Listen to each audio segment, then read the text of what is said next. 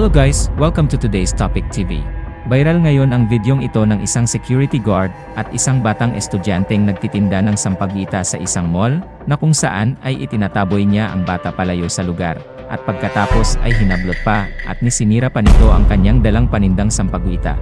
Nagalit ang bata at hinampas sa mukha ng guard ang kanyang sampagita. Gumanti rin ang guard sa pamamagitan ng pagsipa sa bata.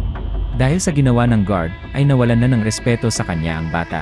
Kaya't sa galit ng bata sa kanya, ay hinampas niya ng hinampas ang guard ng sampagita.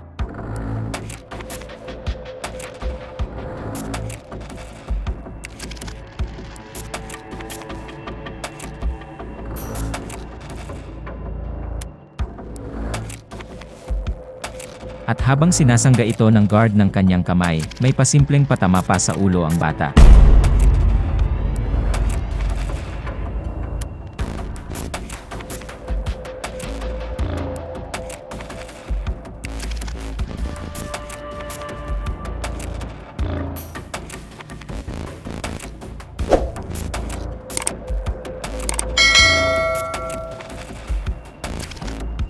Pati ang batang maliit na kanyang kasamang nagtitinda ng sampagita, ay kanya rin ipinagtabuyan palayo.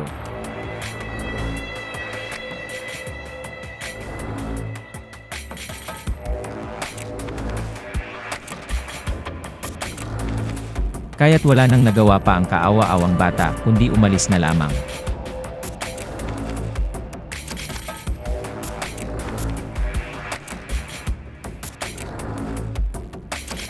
Kung ang rason ay sumusunod lang ang guard sa rules ng mall.